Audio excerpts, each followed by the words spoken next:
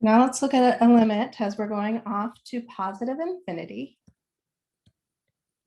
of the following. We have the square root of 4x to the fourth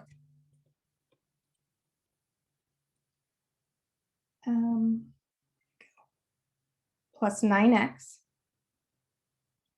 And that's all underneath the radical.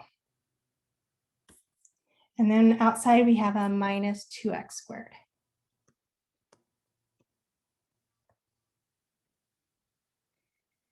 Okay, and we want to see what's going on as x is going to positive infinity. If we go in here and we plug in infinity wherever we see an x and kind of reason to ourselves what's going on with this picture here. Problem is that I plug in infinity here, a radical raising x, a positive number raised to the fourth power is positive, plus 9 times a positive number, even though it's going to infinity, is positive. This piece right here, this is going to infinity. And then we have this minus. And if I plug in infinity here and square it and then multiply this by the 2, well, 2 times something going to infinity squared is also going to infinity. We can't have this infinity minus infinity. And so this is like an indeterminate form, and this limit really isn't telling us anything.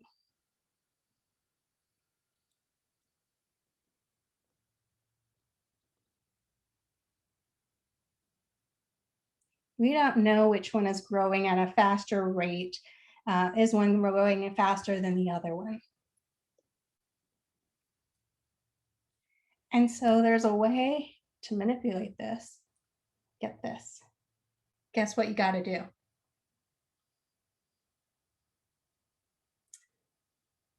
You guys do this a lot to manipulate your functions to get it to kind of fall out how you want. We're going to multiply it by a fancy one. And guess what else? This has a radical that has more than one grouping, and so we're going to multiply it by the conjugate of that. So the trick on these is to multiply it by that fancy one. And our fancy one that we're going to choose is going to be the conjugate of this radical 4x to the fourth plus 9x minus 2x squared.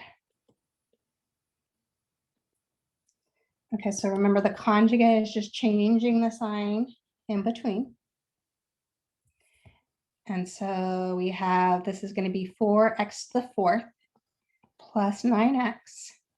And then we're going to have plus 2x squared. All over the square root 4x to the fourth plus 9x plus 2x squared.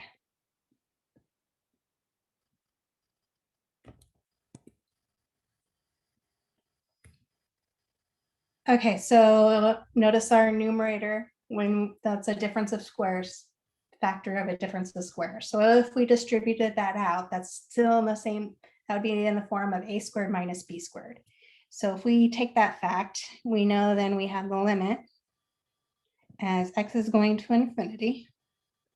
Well, this quantity squared is what's underneath the radical, 4x to the fourth plus 9x minus, and then it's our last term, this 2x squared quantity squared. So if I square 2x squared, let me just do it out here. That gives me 2 squared is 4, x squared times x squared is x to the fourth. So this is minus x to the fourth. All over this denominator. So the square root of the 4x to the fourth plus 9x plus 2x squared.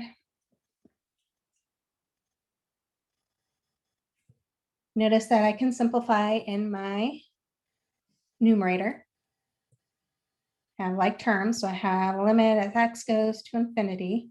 Well, 4x to the fourth minus 1x to the fourth gives me 3x to the fourth plus 9x, all over the square root of 4x to the fourth plus 9x plus down here 2x squared. Okay, so what we want to do is if we put in infinity here, we get that form. Is it 4x to the fourth? You're right. Thank you. I wrote it here, but I didn't write it here. That was 4x to the fourth here. And so actually 4x to the fourth minus 4x to the fourth, that cancels and we're just left with the 9x. I'm glad I saw your chat right away. So look at the degree of the numerator. We have a degree of 1. What about that degree of the denominator? Notice that we have a variable raised to a power underneath that degree of the, underneath that radical. So the biggest term underneath that radical is 4x to the fourth. So let's just think about that for a second. And let's think to ourselves, if we took the square root of that, that would get me the degree of that term to be x squared. And so really the degree of the denominator, we're going to treat it as degree 2. And so we're going to use that same kind of rule there, or trick that we had done, where we were dividing everything by x raised to the highest power in the denominator, or multiplying by that fancy 1 of 1 over x raised to that highest power. And so in this case, you can think of it as multiplying through by 1 over x squared, both to the numerator or denominator, or dividing everything through by an x squared.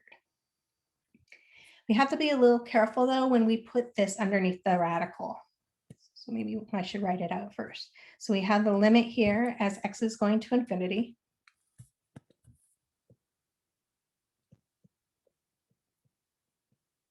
This 9x over x squared. All over. And then we have the square root of 4x to the fourth plus 9x. Outside, I have this 1 over x squared, or I have this x squared in the denominator. Plus 2x squared, all over x squared. So let's simplify things down.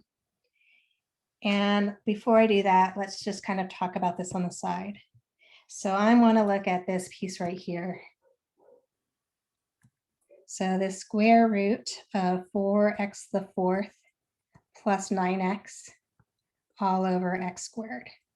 I want to rewrite this so that this x squared term is actually underneath the radical.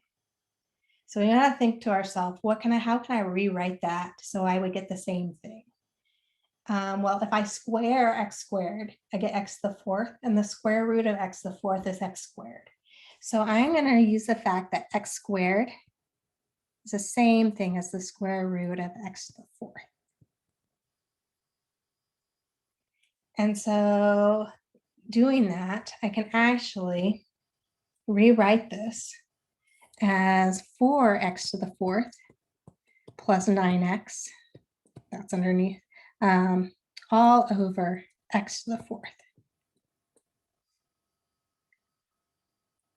And so I can even rewrite this a little bit differently, right? This is the same thing as the square root of 4x to the fourth over x to the fourth plus 9x over x to the fourth.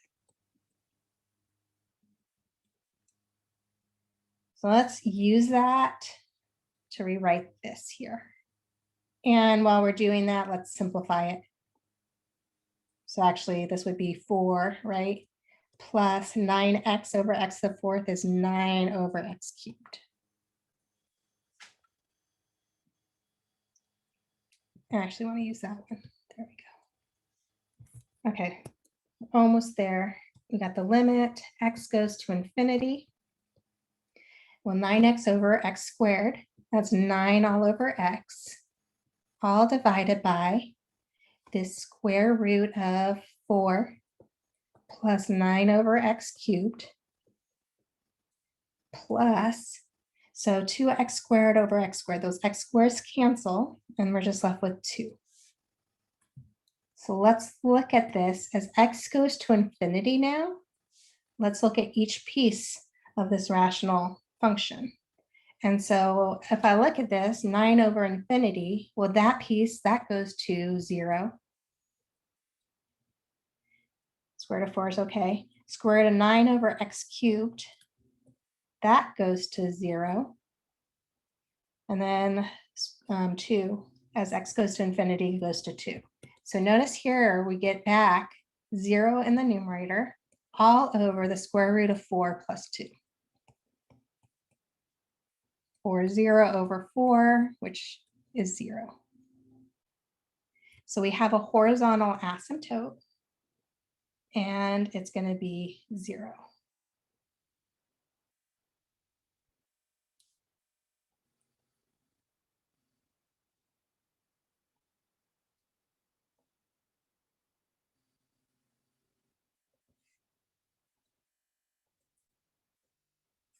Okay, so I'm really curious.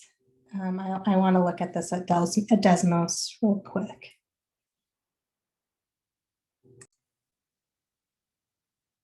Okay, so I thought I had done something wrong because I looked at Desmos and I pulled up the graph, and as x was going to infinity, it looked like it was going off to positive infinity. Well, looking at it closer, I noticed I didn't type in the exact equation, so that definitely helps, right? And so if you look at this, and I can pull it down to my screen, but if you look at the function, notice this was a function we were looking at, and as x was going to positive infinity, notice that we have a horizontal asymptote at y equals 0, and that's what we got.